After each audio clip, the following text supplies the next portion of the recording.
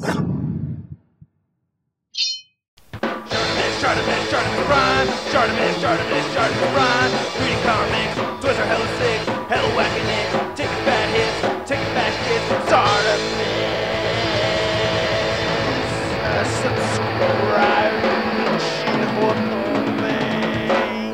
They are the same exact accessories that we got with the first Son Goku. Hey, what's up you guys? ShartimusPrime here, doing another Marvel Legends figure review on the Marvel Legends Infinite Series Guardians of the Galaxy 5-pack set. If you're trying to order this set, you can do so at Big. Get your big badass toys at BigBadToyStore.com. Click the link in the description below. I'm very stoked that Hasbro has made this comic version of the Guardians of the Galaxy. This is going to be really cool, and I really like the artwork for this packaging over here. This is really nice, and the cover is held together with Velcro.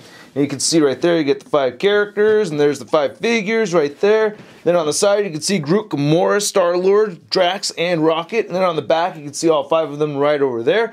And then there's Marvel Legends right up at the top, and not much at the bottom. Alright, let's get to it and crack this thing open. And here's Gamora out of the packaging, and I absolutely love this figure. Definitely my favorite figure from this box set. This is the comic version Marvel Legend Gamora figure I have always wanted. Very revealing, sexy figure. As long as I've known Gamora, she's always had these sexy outfits. If not one of these outfits over here, she's had like a full body fishnet thing. More recently in the comics though, it looks like she has something that resembles a Jaeger pilot, so I'm not a huge fan of that. But this figure I'm a huge fan of. We get some really cool accessories. We get some display options for the figure. We get a brand new head sculpt, and I love that they reused the Moonstone body mold. Now Gamora only really comes with one weapon. She has a sword right here, and it's made with this glittery gold plastic. You can kind of see the glitter right there, and you can see that it's painted silver right along up top over here. You can see some of the gold seeping through. On this side it looks a little bit better, but not a bad weapon, and she holds it nicely. I do like this. It is the same mold as the sword that came with Hela, so that's hella sick. So as I mentioned earlier, we do get some display options with this figure, which I think is very awesome.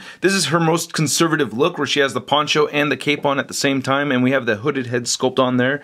And you can remove this poncho and cape very easily. The cape doesn't really tab into anything, it mostly just hangs on to the head sculpt over there. And then if you want to remove the poncho, which I am going to do, and this poncho is actually a little bit darker than how it was shown in the product images, but you can see it's made of soft goods. You get this a little bit more rough texture right up here, and then it's much softer on the inside of it, which I think is a good choice, so I like that.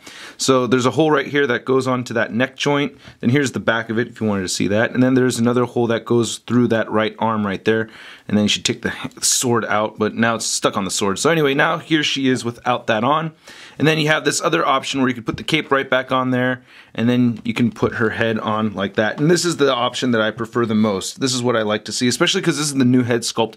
The other head sculpt we have right over here is the exact same head sculpt as the Moonstone head, which is not bad looking at all. I just think that looks actually pretty awesome. I love the gold paint there on the eyes. The white on the eyes came out really good. The lipstick came out very nice. I even like the deco on the forehead. It's slightly off-center, but it still looks really good. There's no shadowing effect or anything in the hair. Then to give you an idea how the figure looks with that head sculpt on here, I think that looks really good. I really like this figure a lot. They did a really good job with the paint on this. Now looking at this head sculpt a little bit more closely, I really like this one a lot too. She looks a little bit more sad than this one over here. Of course, it's a different head sculpt altogether, but yeah. I mean, I think they're both very well painted. You know, I like how the lips came out over here as well. Nice gold paint around the eyes. And then this is a little off-center again in the other direction though. I think the hair is sculpted very nicely. I like how the paint came out for the earrings, and then you get this hood right here sculpted around her. So I think that looks pretty awesome. Now we're all familiar with this spectacular body mold. I love the spectacular body mold, but I'm also loving these paint apps. There are some imperfections though, but I really do like it for the most part, especially this deco right over here with the center of the figure. That fishnet came out very, very nice. I really like the green paint apps, and the gold looks very solid. Get a tiny little bit of a paint splotch right over there, a little annoying. Not as annoying as the paint splotch over here though. This is a bit messy. You can see some extra green bleeding over and everything. But we still get a nice metallic green. The paint on the right arm over here came out very clean, so there's no sloppiness over there. And we do get this added hand right over here where she can hold the sword as opposed to 2 fists. I do like that they painted the back of the figure, so this one did make the paint budget. You can see all that gold paint and everything. Nice shiny green paint for those nalgas. Can't get over that sculpt. Get the Charlita 1 thighs right there. A little bit of marbleization, you know, but it doesn't bother me. I'm okay with that. Still think it looks very good. Yeah, it does look a little cheap right there. I could see how a lot of people would get annoyed with that, but for me, I'm liking it, man. I really like this figure a lot. You get the added belt over here too, which I need to show. Nice gold paint apps right there. Looks very solid. Damn. So because we're familiar with this body mold, I'm going to go ahead and do the articulation segment with this new head sculpt on here. She could look up just a little bit, and she can barely look down. You get side-to-side movement over here. You do have to move these hair pieces around, so she's always going to look up if she's looking off to the side, especially with the cape on there. And you do get some neck pivot here as well. Shoulders move outward. You can move them forward. You get a bicep swivel. You get a single jointed elbow, rotation at the elbow. She has rotation at the wrist, hinges up and down at the wrist. She has a decent diaphragm joint that rotates side to side. You get some pivot. It moves back pretty well, moves forward okay, and there goes the head.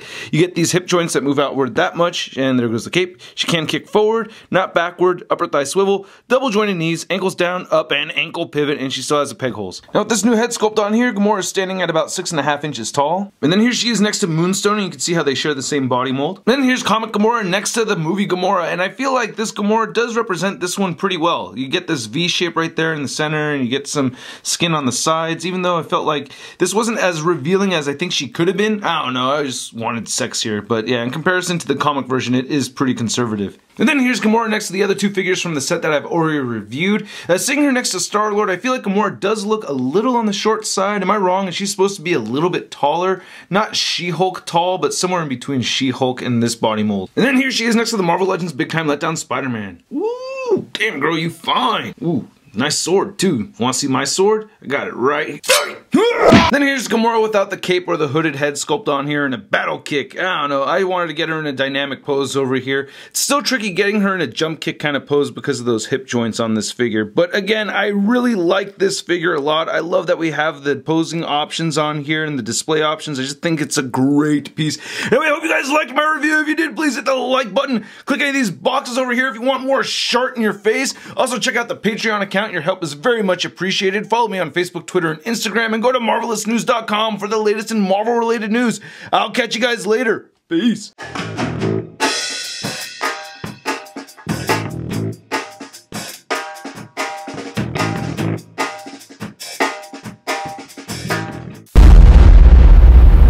That's crispy. Sculpt on.